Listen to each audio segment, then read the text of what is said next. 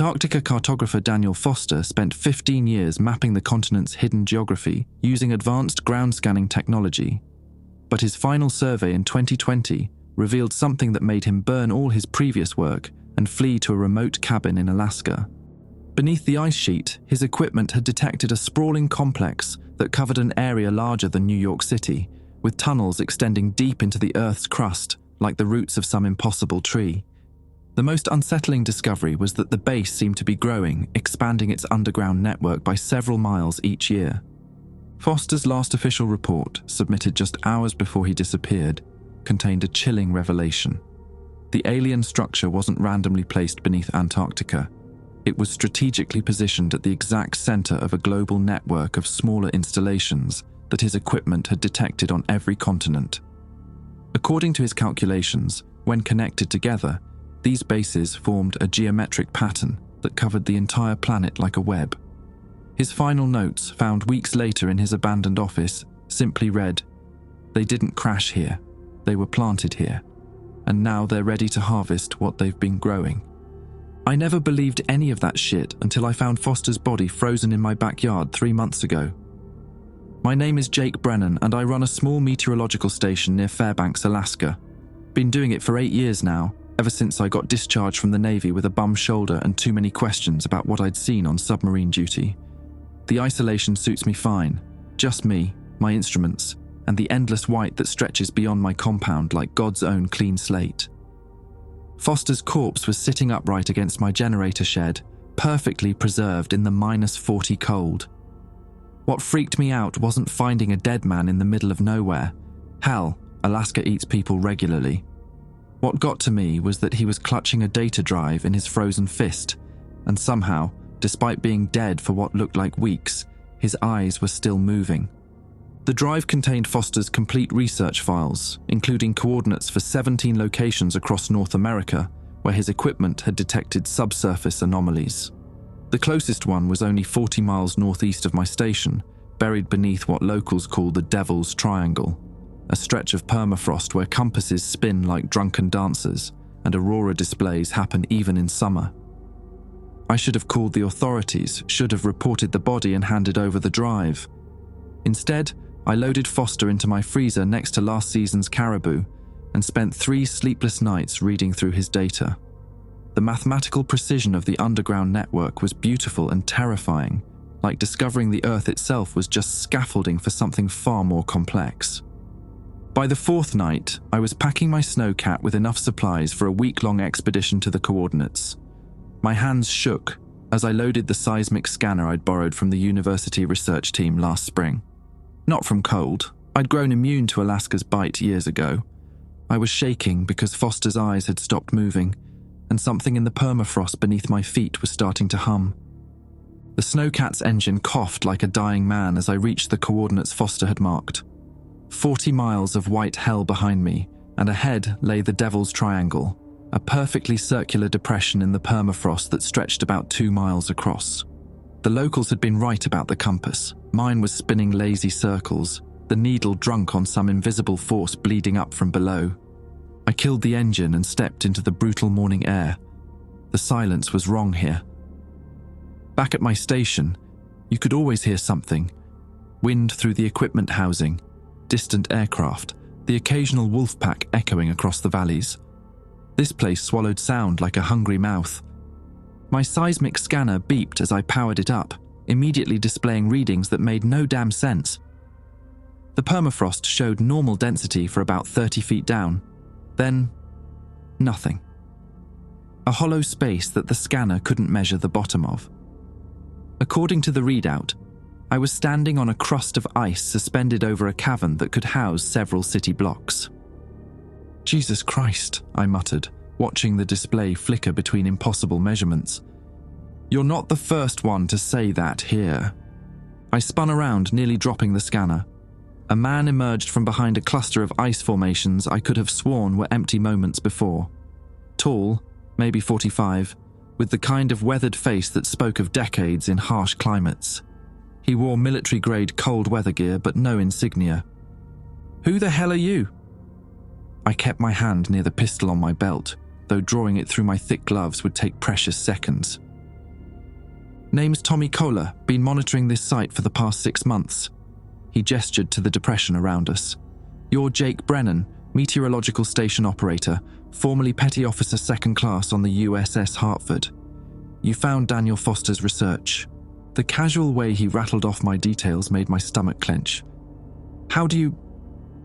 Same way I know you've got Foster's body in your freezer back home, and that you've been experiencing minor seismic tremors centered directly beneath your compound for the past 72 hours. Kohler stepped closer, and I noticed his eyes were bloodshot like he hadn't slept in weeks. The question is, are you here to help or to fuck everything up even worse? I lowered my hand from the weapon. Help with what exactly?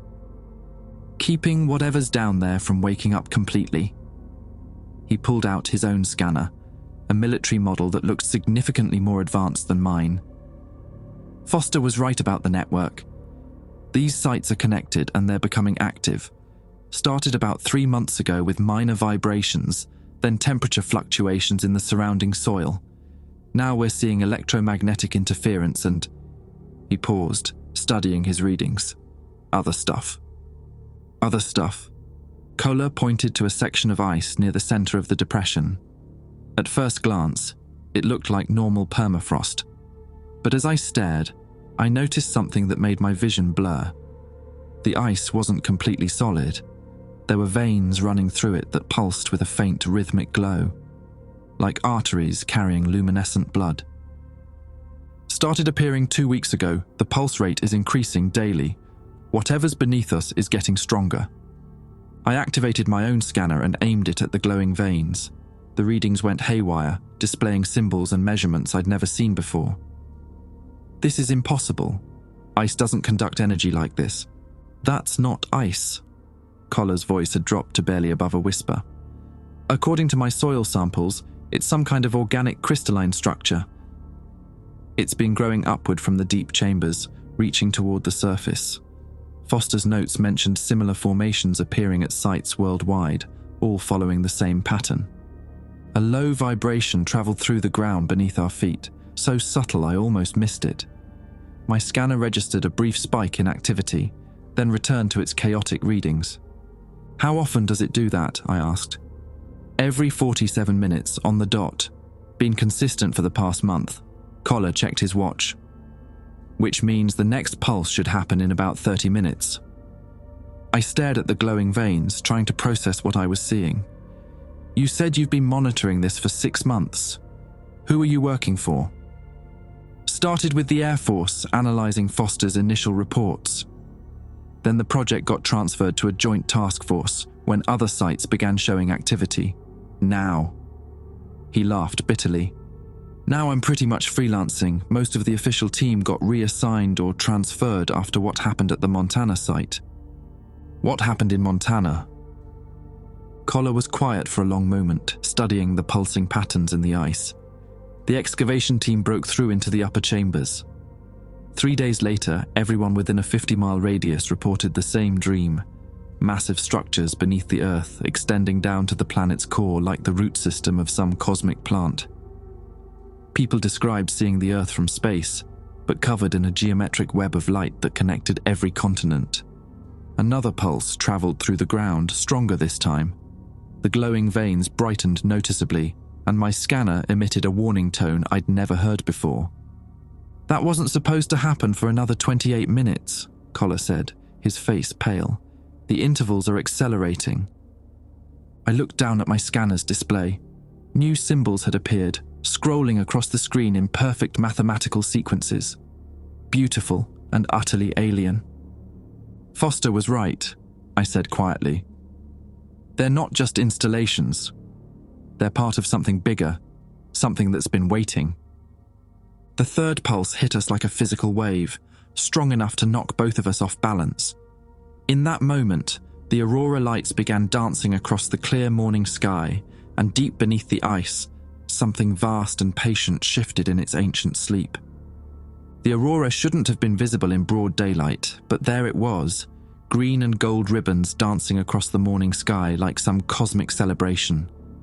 Kohler grabbed my arm and pulled me toward higher ground as another pulse rolled through the permafrost. This one's strong enough to crack the ice beneath our boots. "We need to get to the monitoring station," he said, pointing to a cluster of equipment I hadn't noticed before, camouflaged against the ice formations about 100 yards away. "The readings will tell us if this acceleration is localized or if other sites are responding." I followed him across the uneven terrain, my scanner still displaying those impossible symbols. "How many sites are we talking about?" Foster documented 43 major installations worldwide, but our satellite thermal imaging suggests there might be twice that number. The ones in populated areas are harder to detect. They're deeper, more carefully hidden. Kohler's equipment was impressive. Multiple seismic stations, atmospheric monitors, and what looked like a military-grade communications array. But they're all connected. When Montana went active, we registered sympathetic responses from sites in Nevada, Colorado, and Wyoming. He activated a bank of monitors, and immediately I could see we were in deep shit. The displays showed seismic activity spiking across North America, with particular intensity at coordinates I recognized from Foster's research. Alaska, northern Canada, the Great Lakes region, all showing the same rhythmic pulse pattern. "It's spreading," I said, "like a goddamn infection." Kohler pulled up a global map dotted with red markers. "The European sites went active 6 hours ago. Asia followed 3 hours later. Whatever signal started this is moving around the planet." I studied the pattern on his screens. The pulse intervals were decreasing everywhere, but not randomly. There was a mathematical progression, like a countdown. How long before they reach zero interval? Kohler's fingers flew across his keyboard, running calculations. "Based on current acceleration rates, maybe 18 hours, 20 at the outside." "And then what?" "Then we find out what they've been growing down there for the past few thousand years." A new sound cut through our conversation. A deep, resonant hum rising from beneath the ice. Not mechanical, but organic somehow, like the breathing of something vast. My scanner went completely haywire, displaying readouts that hurt to interpret. The numbers kept climbing beyond any reasonable measurement. "Jesus," Kohler whispered, staring at his monitors.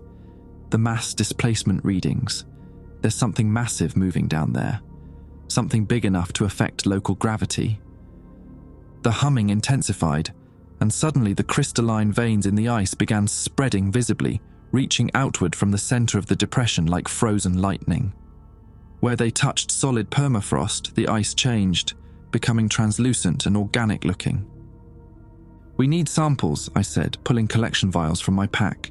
"If this stuff is growing, we need to understand what it is." Bad idea. The Montana team collected samples. 3 days later, the material had converted their entire laboratory into more of itself. It's not just growing, it's converting existing matter. I watched the crystalline veins creep closer to our position, transforming everything they touched. "Then we need to get the hell out of here." "No, we need to go down." I stared at him. "Down where?" Kohler pointed to a section of the depression where the veins had created what looked like a natural staircase, descending into the depths. Foster's research mentioned access points at each site, places where the installation connects to the surface.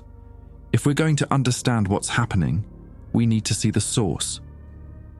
"That's insane. You just said it converts everything it touches." "Only prolonged contact." The Montana team spent weeks handling samples. A quick reconnaissance might be manageable. He started gathering portable equipment from his station. Besides, at the rate this is spreading, the entire surface will be converted within days. Our only chance of stopping it is to understand how it works. Another pulse shook the ground, and this time the aurora above us responded directly, flaring brighter with each seismic wave. The connection was undeniable. Whatever lay beneath us was communicating with something in the upper atmosphere or maybe beyond it entirely. "All right," I said, checking my gear. "But we go in fast, get readings, and get out. No heroics." We made our way down the crystalline steps, which felt disturbingly warm beneath our boots despite the sub-zero temperature. The material wasn't quite ice and wasn't quite mineral. It had an organic flexibility that made walking treacherous. 20 feet down, the natural light from above faded to a dim twilight. Movement sensors are picking up activity ahead, Kohler whispered, consulting a handheld device. Something big, about 50 meters down this tunnel. The tunnel itself was a marvel of impossible engineering. The walls curved in mathematical spirals that seemed to extend infinitely in both directions, covered in the same luminescent veining we'd seen above.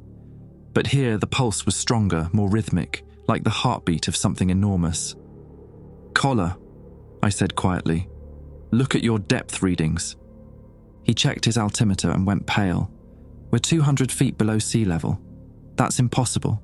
We only descended maybe 40 feet. The space is folded somehow. We're deeper than we should be."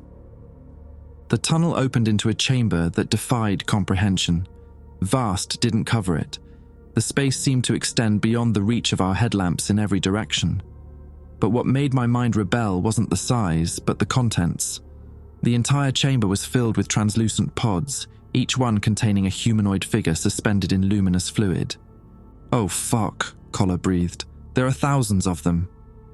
I approached the nearest pod, fighting every instinct that told me to run. Inside was a man, maybe 30 years old, perfectly preserved and completely motionless.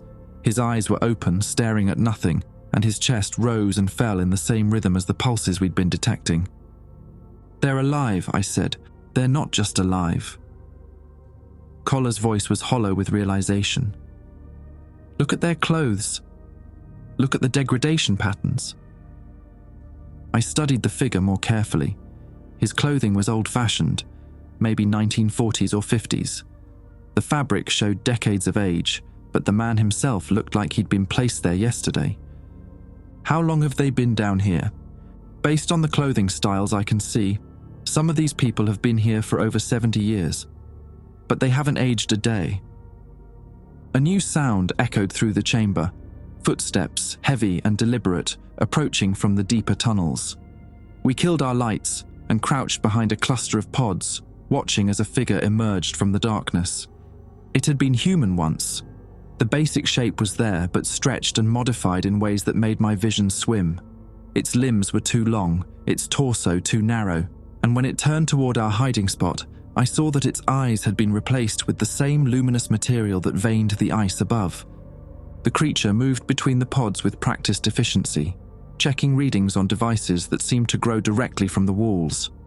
When it reached a pod containing a woman in 1960s clothing, it paused and made several adjustments to controls I couldn't see. The woman's eyes suddenly snapped open, focused and aware. She looked directly at the creature and spoke in a voice that carried perfectly across the massive chamber. "The network is at 87% integration. Surface conversion will begin in 14 hours. "Acknowledged," the creature replied in a voice like grinding stone. "The harvest moon rises tomorrow. We will be ready." As quietly as possible, we backed toward the tunnel entrance. But as we turned to leave, I knocked against one of the pods. The sound echoed through the chamber like a gunshot. The creature's elongated head snapped toward our position like a hunting dog catching a scent. For a heartbeat, the chamber fell silent except for the rhythmic breathing of thousands of suspended figures. Then it moved, not running but flowing across the floor with liquid grace that made my stomach lurch. "Move!"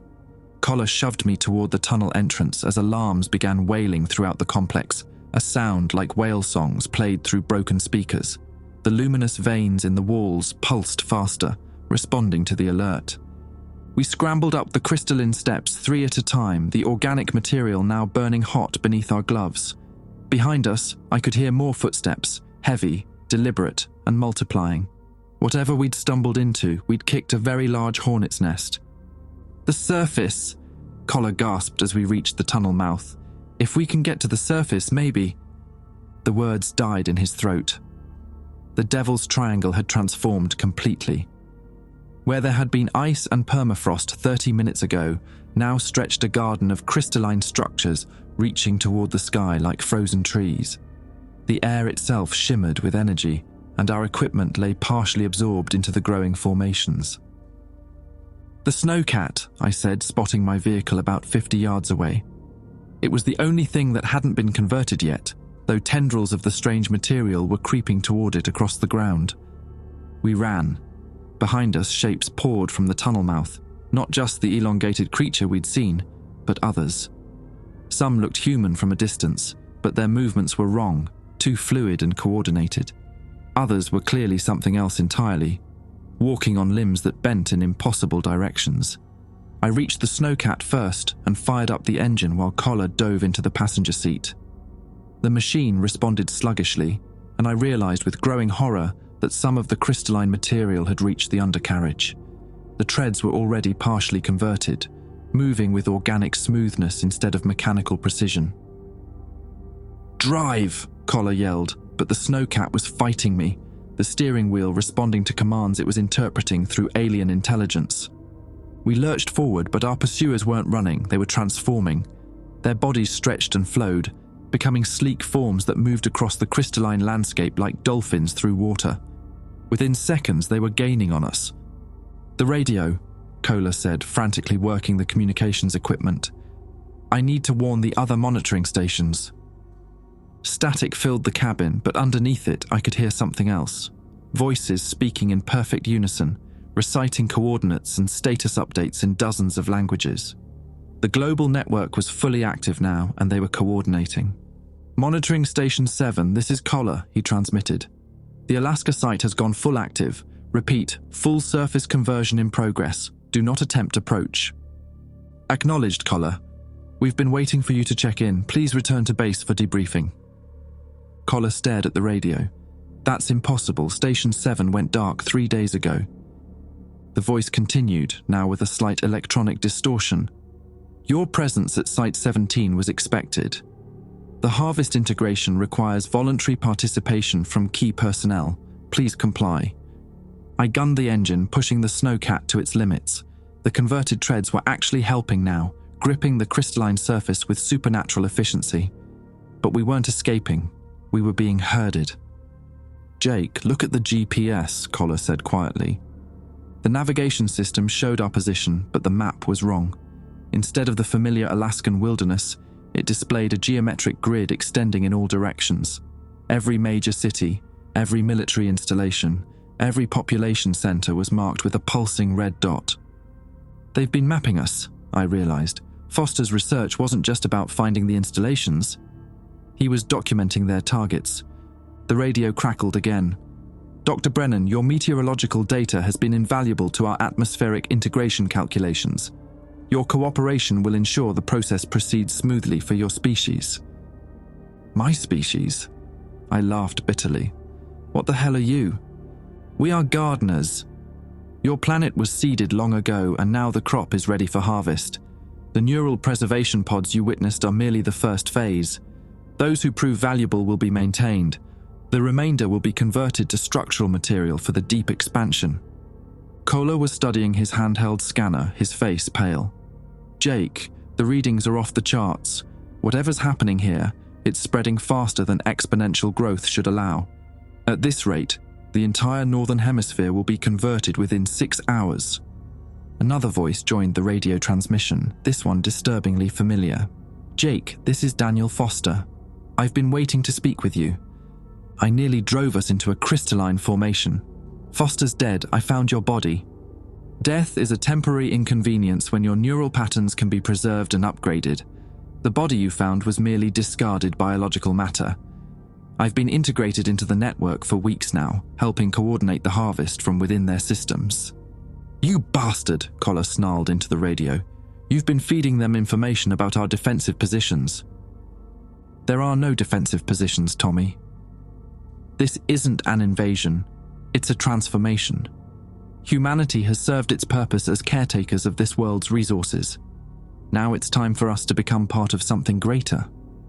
I could see movement ahead, more of the converted figures emerging from crystalline groves, positioning themselves to intercept our path. But they weren't trying to stop us violently. They were guiding us towards something. "Jake," Foster's voice continued, "I know you're afraid. I was too at first, but you have to understand, the integration process is painless.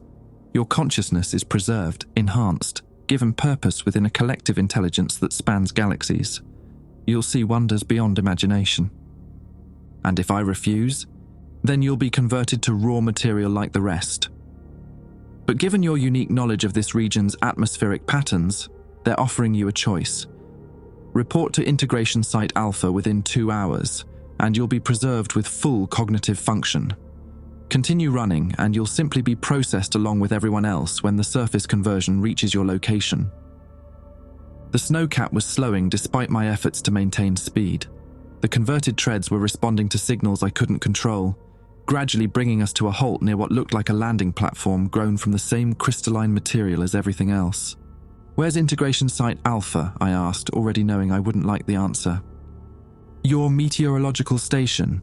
It's been selected as a local processing center due to its isolated location and existing communication infrastructure. We've been making modifications while you were away." Collar grabbed my arm. "Jake, look at your hands." I glanced down and nearly lost control of the vehicle completely.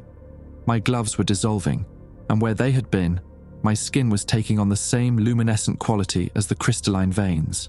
The change was spreading up my arms, transforming flesh into something that pulsed with alien energy. "The material is airborne now," Foster explained matter-of-factly. "Prolonged exposure initiates cellular conversion. You have perhaps 30 minutes before the process becomes irreversible without technological intervention." I felt strangely calm, which was the most terrifying part. The panic I should have been experiencing was being suppressed by whatever was happening to my nervous system. "And you're offering that intervention?" "In exchange for cooperation, yes. Tommy's conversion is more advanced. Notice how he stopped struggling with his restraints."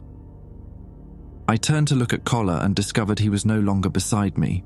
Instead, something that had once been human sat in the passenger seat, its elongated limbs folded with impossible flexibility, its eyes replaced by the same luminous material I'd seen in the creature below.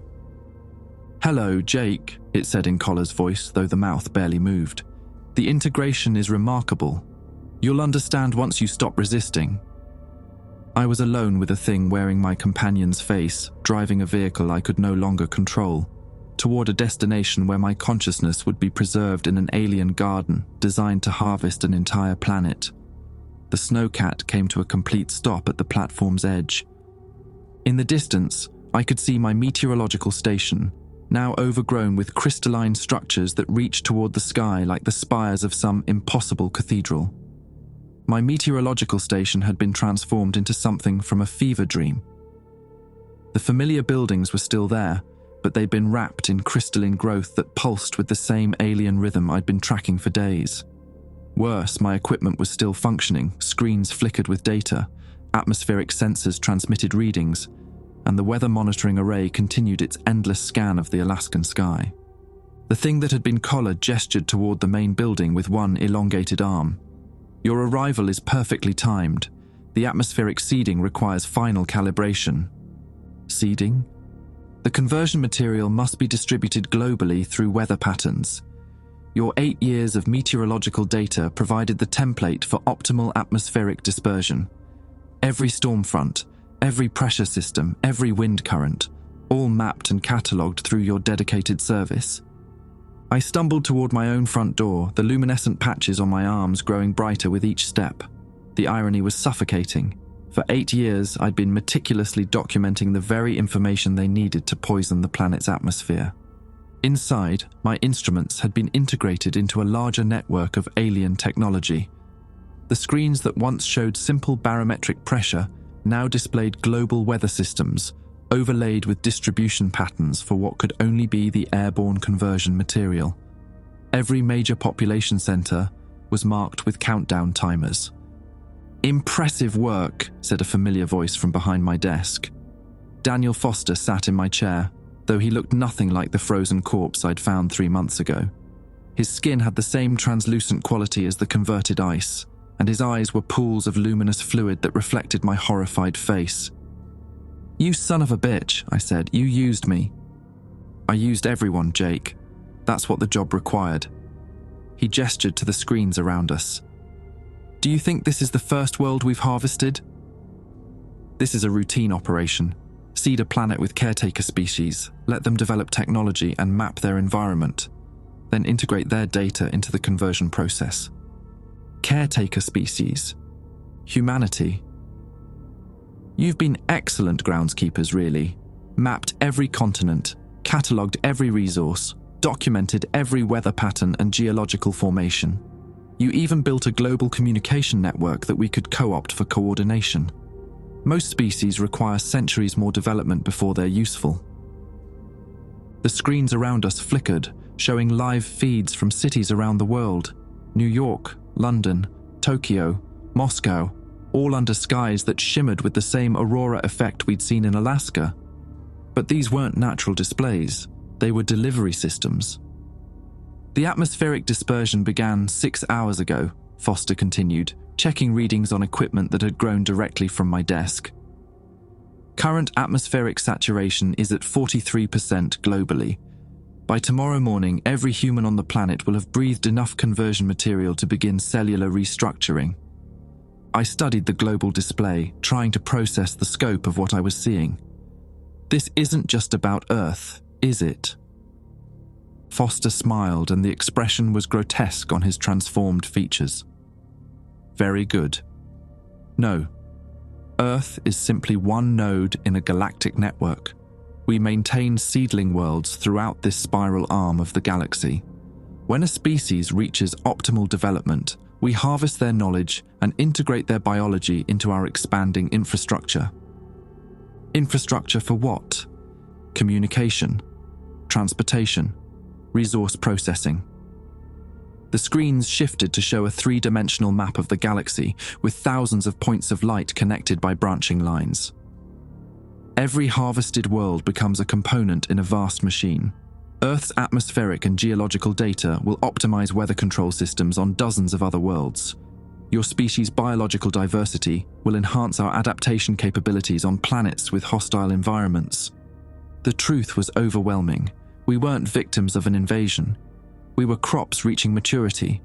Every human achievement, every scientific discovery, every mapped territory was just adding value to the eventual harvest. But here's what I find fascinating about your species, Foster said, leaning forward with predatory interest. You have an unusual capacity for individual resistance. Most caretaker species accept integration once they understand the broader purpose. Humans keep fighting even when resistance is futile. Maybe because we're not as stupid as you think.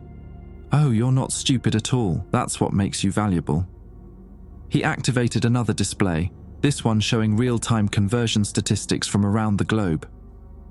Current resistance to atmospheric integration is running at 12% globally, 3 times higher than our projections.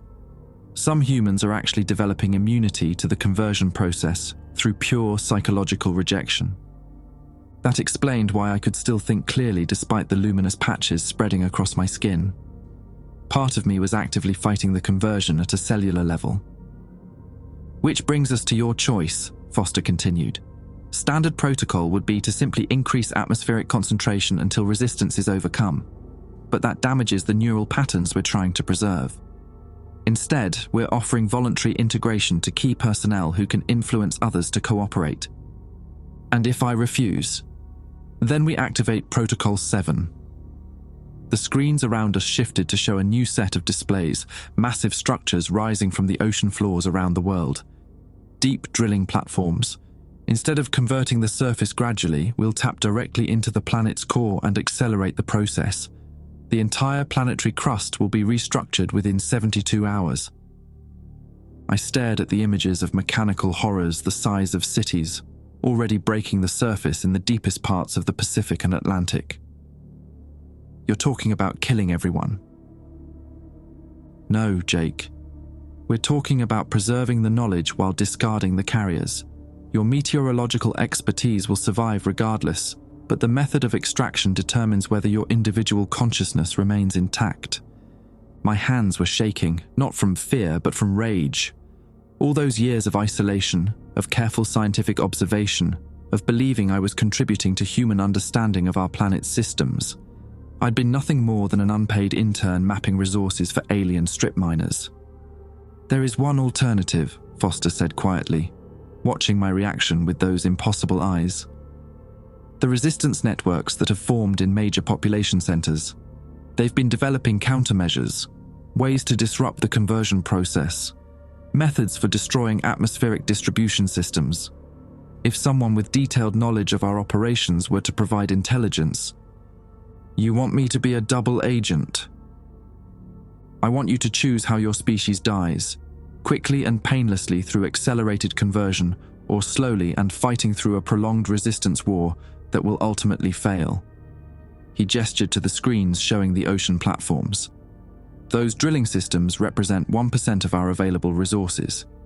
If necessary, we can glass the entire surface and extract what we need from the geological record. The converted Kola moved to stand behind me, and I could feel the alien presence in its mind pressing against my thoughts.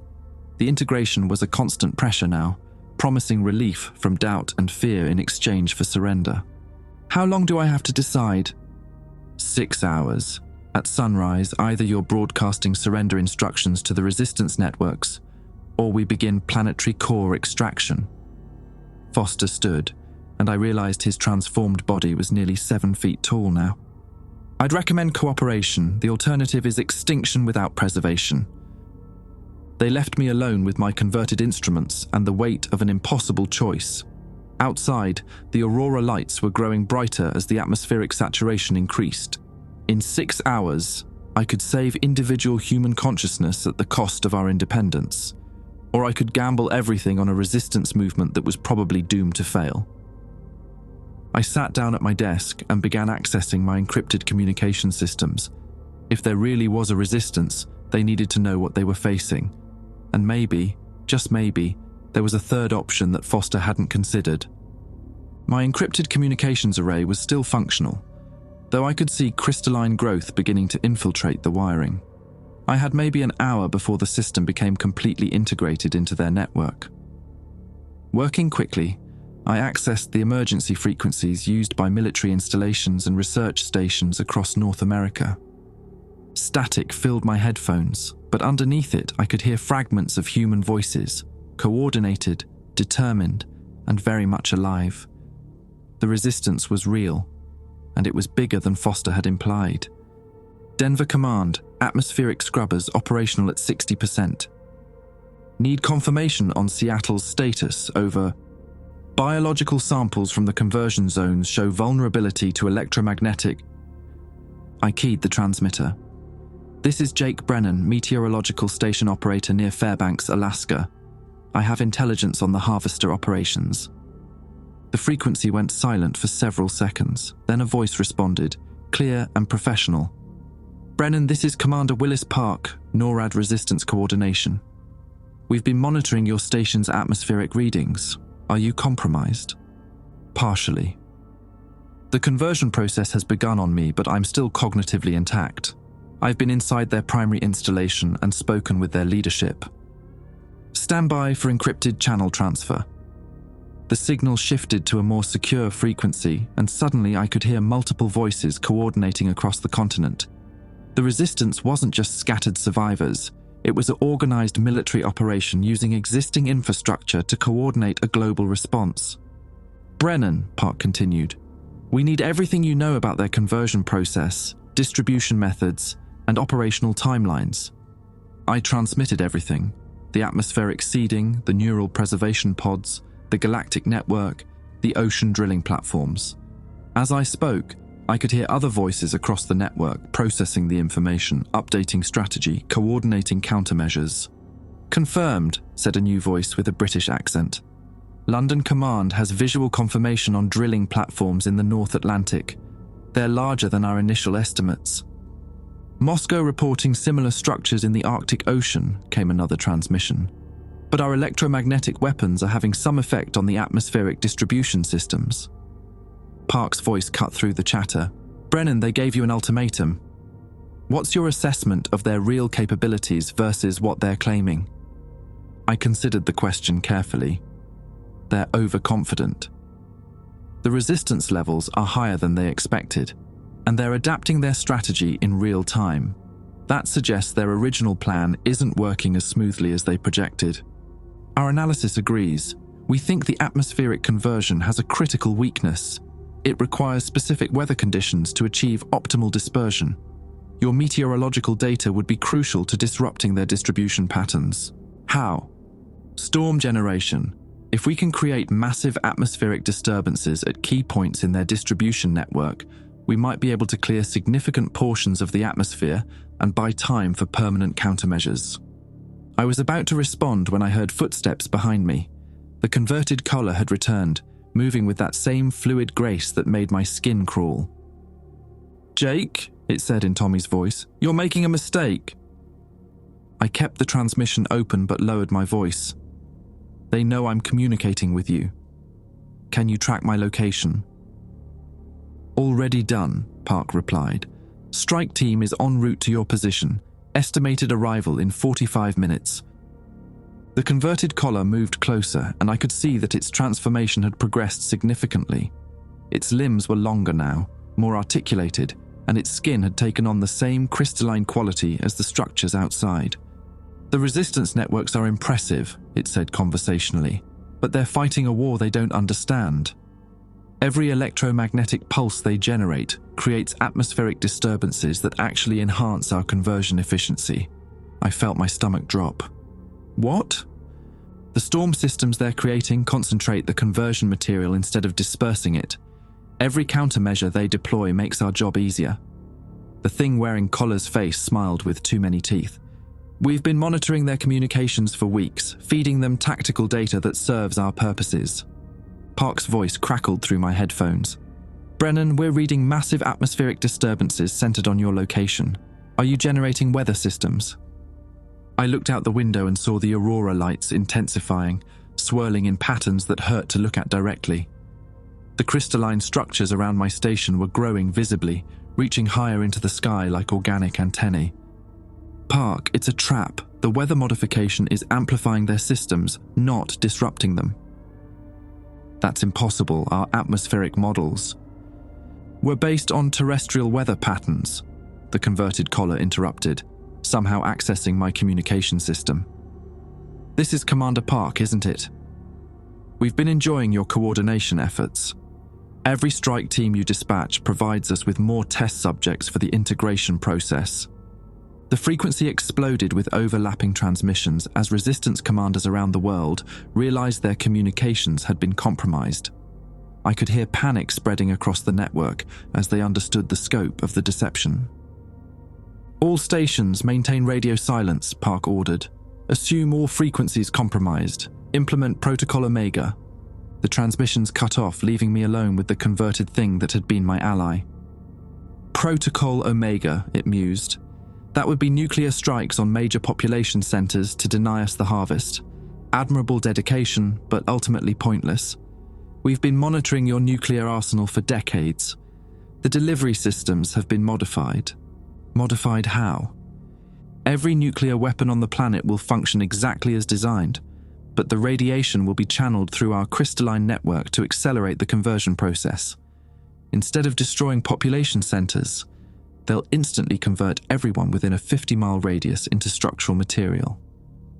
I stared at the thing wearing my friend's face, understanding finally, dawning. "You've been planning this for decades?" "Centuries, actually. The integration of your military systems began during your Cold War. Every advancement in weapons technology, every improvement in communication systems, every expansion of your global infrastructure, all guided to serve the harvest."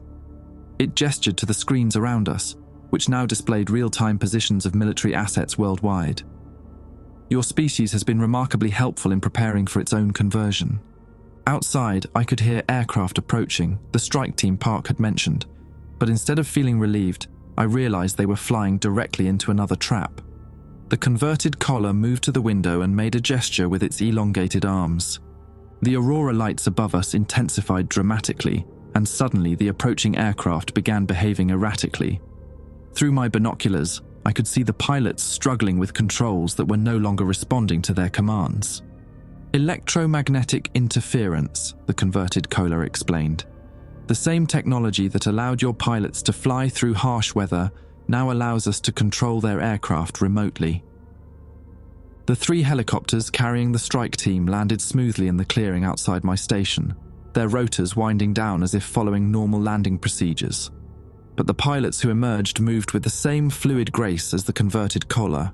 They'd been integrated during flight. How is that possible? The conversion material has been present in your atmosphere at sub-threshold levels for months. Extended exposure to high-energy electromagnetic fields, like those generated by military aircraft, accelerates the cellular integration process. The thing smiled with Kohler's transformed features. Your rescue team became our acquisition team the moment they entered Alaskan airspace. I watched through the window as the converted pilots began unloading equipment from their helicopters, but instead of rescue gear, they were carrying what looked like medical apparatus, IV stands, monitoring equipment, and several pod-like containers that pulsed with the same organic light I'd seen in the underground chamber. Mobile integration units, the converted Kohler explained. Your consciousness will be preserved, Jake, but your biological form is no longer necessary. The neural extraction process is quite humane. I looked at my hands, noticing that the luminescent patches had spread to cover most of my arms and were creeping up toward my shoulders. The conversion was accelerating, probably triggered by proximity to so many integrated entities. But something wasn't right. Despite the alien influence I could feel pressing against my thoughts, I was still thinking clearly. The rage I felt at being manipulated, the determination to find some way to fight back, those emotions should have been suppressed by the integration process. You're wondering why you can still resist, the converted Kohler said, apparently reading my thoughts. It's because the integration isn't complete. You're being kept at optimal resistance levels for one final purpose, which is broadcasting the surrender order. The remaining resistance networks will believe a partially converted human over one of us. Your consciousness retains enough independence to be convincing, but your body is integrated enough to ensure compliance. The converted pilots had finished setting up their equipment and were approaching the station. Through the radio static, I could hear fragments of communication from resistance cells worldwide. They were implementing desperate final measures, unaware that every action they took was serving the harvester's purposes. I had perhaps 10 minutes before the mobile integration units were operational. 10 minutes to find a way to warn the human resistance that they were being manipulated into destroying themselves. But as I reached for the radio controls, the converted Kohler placed one elongated hand on my shoulder, and suddenly my body was no longer entirely my own to command. The converted Kohler's touch sent waves of alien intelligence through my nervous system, but instead of complete control, I felt something unexpected: conflict. Somewhere deep in the crystalline matrix that had been Tommy Kohler, fragments of human consciousness were still fighting. Jake, a whisper came through the alien presence, barely audible. The emergency protocol in my gear. I managed to turn my head slightly toward where Tommy's original equipment lay scattered near the door. Among the monitoring devices was something I'd missed before, a small black cube with military markings. EMP ...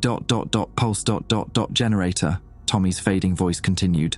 Localized electromagnetic disruption. Won't stop them, but might give you minutes. The converted Kohler's grip tightened on my shoulder, and I felt my motor controls slipping away entirely. But Tommy was right. If I could reach that device, it might disrupt the integration process long enough to send one final transmission. I know what you're thinking, the thing wearing Tommy's face said aloud. But electromagnetic pulses only accelerate our conversion protocols in this environment. You've seen the evidence. But Tommy's whispered consciousness had one more thing to share. Not in enclosed, metallic environment. Faraday cage effect reverses the process briefly. My meteorological station was built with extensive electromagnetic shielding to protect sensitive equipment from aurora interference. If the EMP pulse was contained within these walls, it might actually work in reverse, disrupting the alien network instead of enhancing it. The converted pilots were setting up their mobile integration units just outside the building, but they hadn't entered yet. The equipment required precise calibration in open air to interface with the atmospheric conversion network. I had one chance. Summoning every ounce of will I had left, I threw myself sideways, breaking free from the converted Kohler's grip long enough to grab Tommy's EMP device. The thing that had been my friend moved with liquid speed to intercept me, but I was already activating the pulse generator. "Don't be an idiot," it said in Tommy's voice. "You'll only make the conversion more painful." The device had a 10-second countdown. I clutched it against my chest and rolled behind my equipment rack, putting as much metal shielding between myself and the windows as possible. "Jake, you're making a mistake." The electromagnetic pulse detonated in a sphere of pure energy that made every piece of electronics in the station scream at once. The screens exploded in showers of sparks, my atmospheric sensors shrieked like dying animals, and the crystalline growth throughout the building pulsed with chaotic patterns. But the most remarkable thing was what happened to the converted cola. The alien intelligence that had been controlling Tommy's body suddenly stuttered, flickered, and for a moment, I saw my friend's actual eyes looking back at me. "Jake," Tommy gasped in his real voice, the conversion material has a resonant frequency. If you can broadcast the right electromagnetic signature, you can destabilize it." He collapsed, the alien influence reasserting control, but not before pointing to my weather monitoring equipment. The systems were damaged but still functional, and more importantly, they were connected to the global atmospheric monitoring network. I had perhaps 30 seconds before the converted pilots outside realized what had happened and stormed the building. But 30 seconds might be enough. My hands moved across the controls with desperate precision, accessing the emergency broadcast protocols I'd helped design years ago for severe weather warnings. But instead of transmitting meteorological data, I programmed the system to broadcast the exact electromagnetic frequency Tommy had discovered, the one that could destabilize the atmospheric conversion material.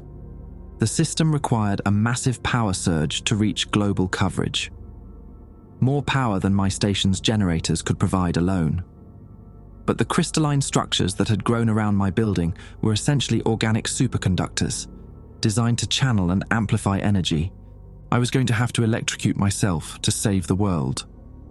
The converted pilots were already at the door, their faces wearing expressions of alien concern. Through the damaged windows, I could see more aircraft approaching, backup units responding to the electromagnetic disruption.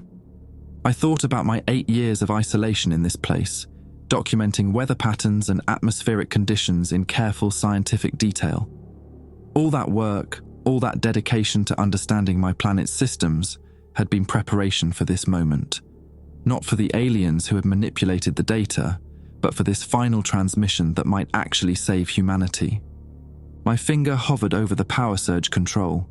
Engaging it would channel the full energy output of the crystalline network through my station's transmitter, broadcasting the destabilization frequency globally through the atmospheric monitoring network. But the same energy that would carry the signal would also fry every piece of organic material in direct contact with the system, including me. "Jake, don't do this," the converted Tommy said from across the room, struggling to his feet.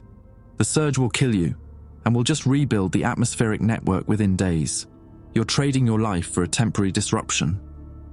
"Maybe," I said, placing my hand on the power coupling, "but maybe that temporary disruption will be enough for the real resistance to figure out a permanent solution."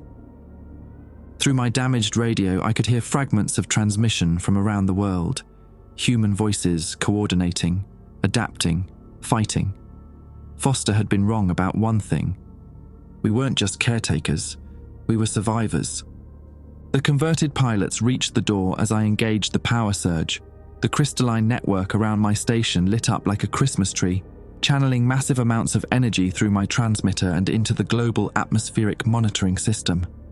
The electromagnetic pulse that erupted from my station was visible from orbit, a hemisphere of pure energy that expanded outward at the speed of light, carrying the destabilization frequency to every connected monitoring station on the planet.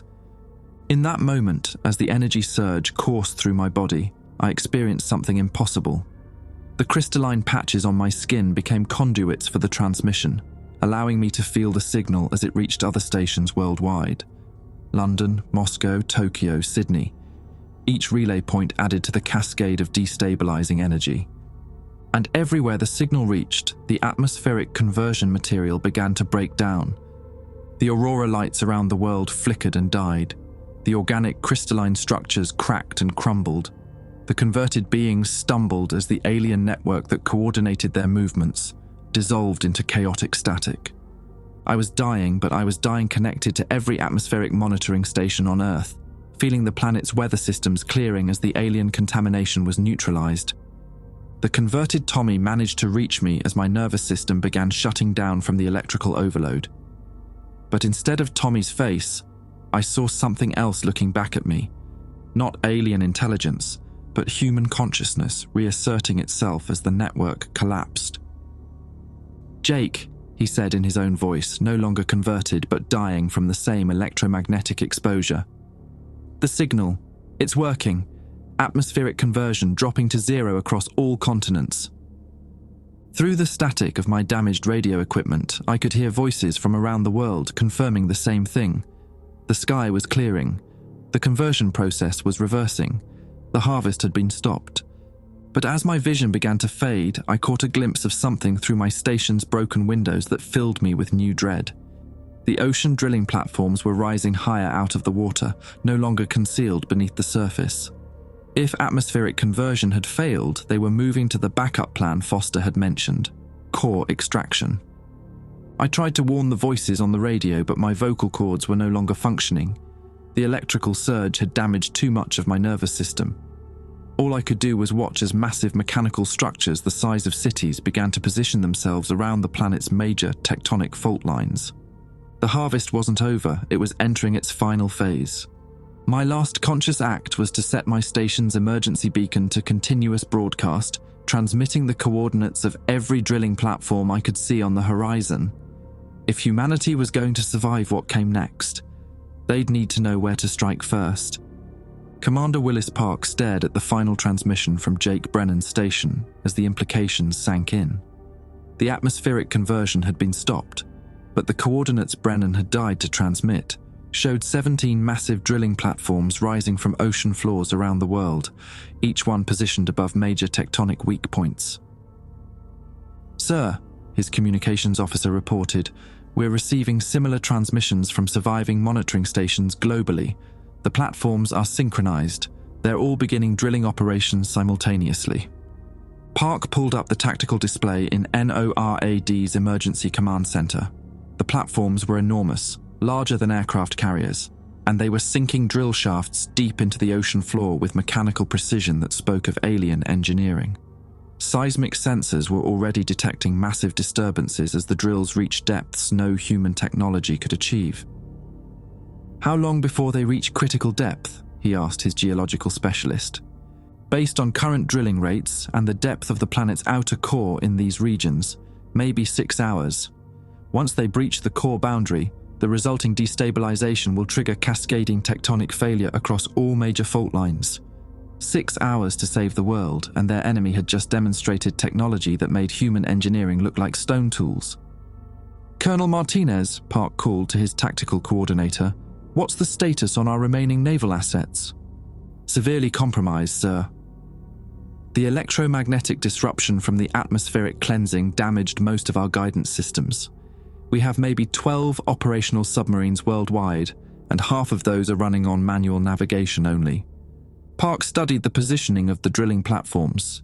They were too far from coastlines for conventional missile strikes, too heavily defended for aircraft approach, and too large for conventional explosives to cause meaningful damage. But there was something about their placement that nagged at him. "Pull up the global tectonic maps," he ordered. "Show me the relationship between platform positions and major fault intersections." The display shifted to show the Earth's internal structure overlaid with the drilling locations. Each platform was positioned at precisely the point where multiple tectonic plates intersected, where a single destabilization would trigger earthquake cascades across entire continents. But that precision was also a vulnerability. They need all 17 platforms operational to achieve global tectonic collapse, Park realized. If we can take out even 3 or 4 of them, the geometric pattern breaks down. The remaining platforms won't be able to generate sufficient cascade resonance.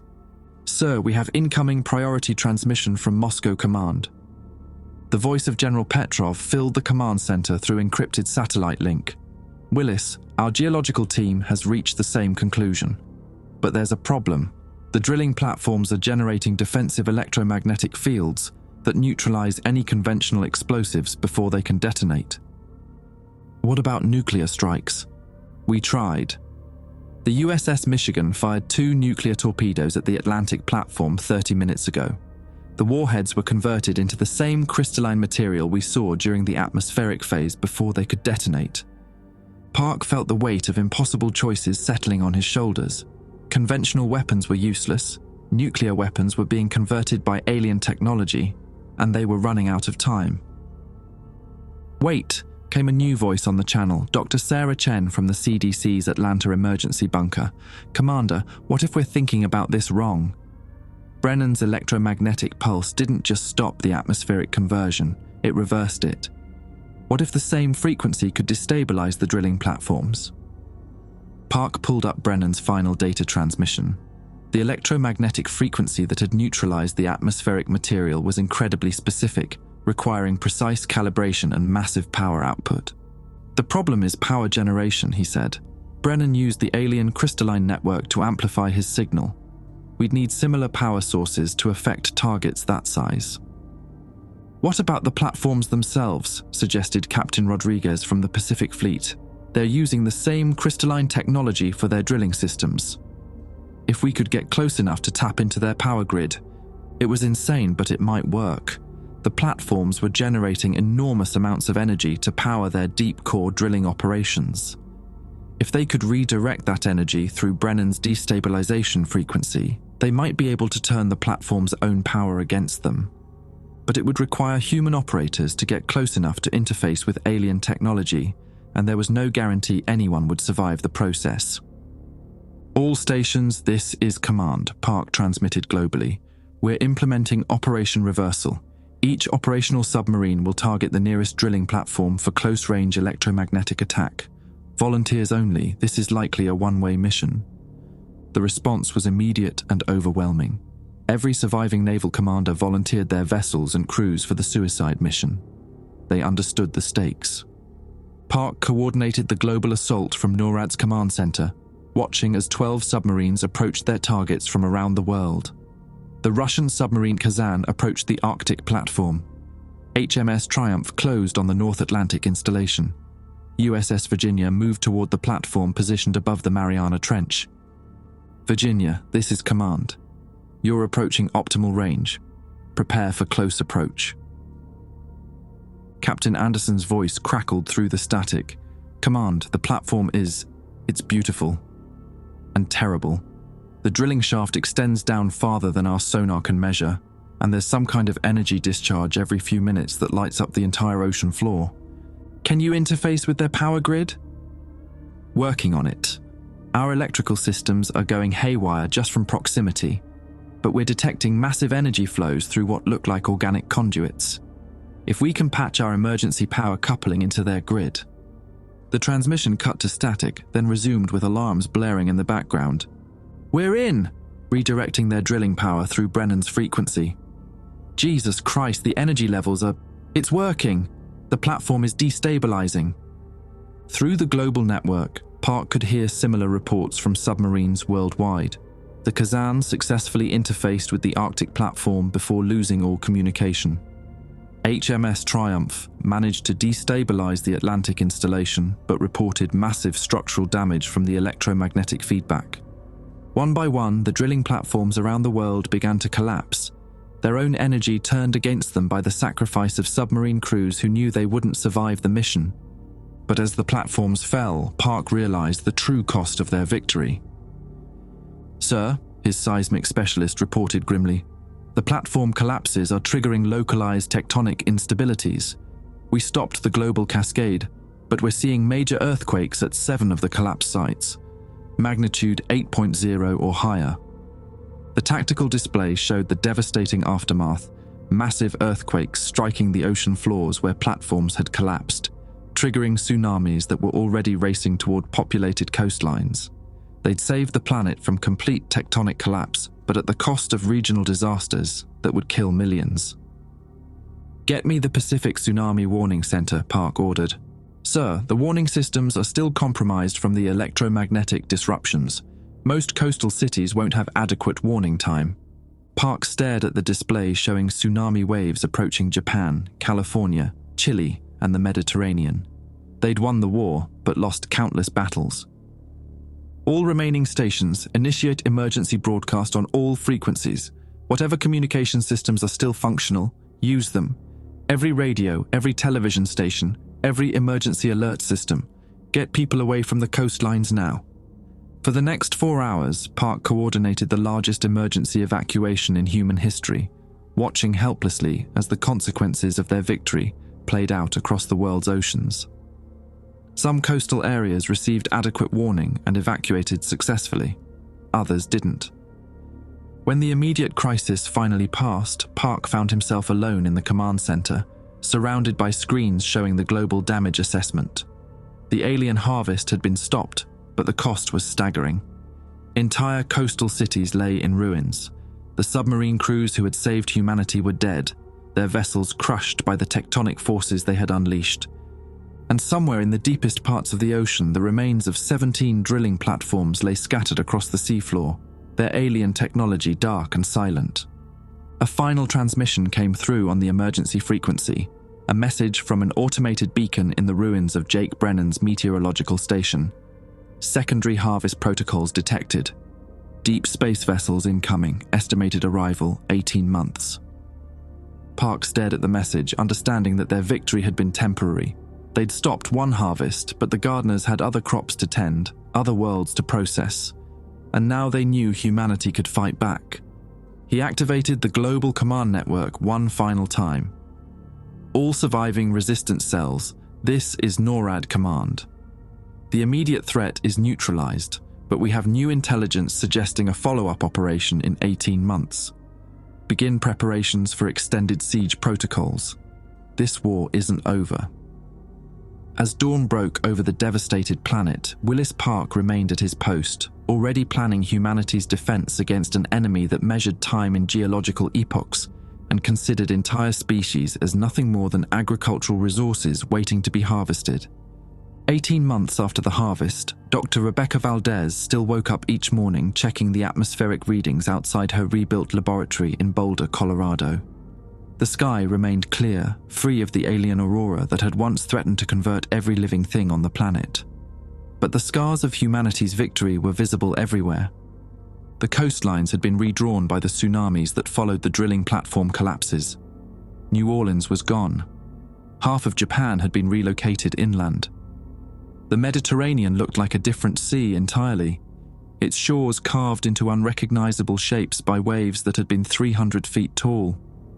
Rebecca's job was to monitor the atmosphere for any sign that the conversion material might return, but her real work had become something else entirely, studying the people who had been partially converted during the harvest.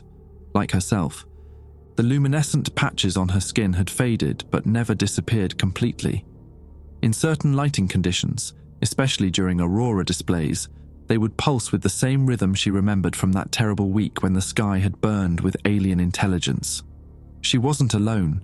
Survivors around the world reported similar phenomena, as if the conversion process had left permanent markers in their DNA. More disturbing were the dreams. Every few weeks, usually during the new moon, Rebecca would find herself dreaming of vast spaces beneath the Earth's crust. Not the crude drilling platforms that had been destroyed, but older installations, deeper and more complex. In these dreams, she walked through galleries filled with preserved specimens from dozens of worlds, each one catalogued and stored with scientific precision. The dreams felt like memories, but they couldn't be her memories. Could they? She'd submitted herself for every test available, but human medicine was still decades away from understanding what the alien technology had done to partially converted individuals. The physical changes were obvious. Enhanced night vision, improved resistance to electromagnetic interference, reflexes that seemed to respond to stimuli before her conscious mind registered them. The psychological changes were harder to quantify. Sometimes, Rebecca would find herself working on atmospheric calculations that went far beyond anything she'd learned in graduate school, developing models for weather systems that could operate across multiple planetary atmospheres simultaneously. When she showed the work to colleagues, they called it brilliant, but couldn't understand how she'd made the intuitive leaps necessary to develop the mathematics. She was pretty sure she knew. The global defense network that Commander Park had established was impressive, with early warning systems monitoring deep space for any sign of returning harvest ships. Humanity had spent the past 18 months preparing for siege warfare against an enemy that thought in geological timescales. But Rebecca suspected they were preparing for the wrong kind of war. The alien intelligence hadn't been entirely removed from Earth. It lived on in the partially converted survivors scattered across every continent, not as conscious agents or sleeper cells, but as living repositories of knowledge and perspective that would never be entirely human again. She finished her morning atmospheric readings and prepared to submit her daily report. All normal, all clear. No signs of alien contamination in the air or electromagnetic anomalies in the upper atmosphere. As she signed off on the data, Rebecca noticed something that made her pause. Her signature looked different, more precise, with mathematical flourishes that seemed to follow some geometric pattern she couldn't quite identify. When had she started signing her name like that? Outside her laboratory window, the morning aurora began its daily display across the Colorado sky. Natural phenomena according to every instrument available to human science. Beautiful, harmless, and utterly terrestrial. But as Rebecca watched the lights dance across the heavens, she found herself unconsciously counting the pulse intervals and calculating optimal atmospheric dispersion patterns for materials that didn't exist in any human chemical database. The harvest ships might still be 17 months away, but Rebecca was beginning to understand that the gardeners had never really left at all. They just planted deeper seeds.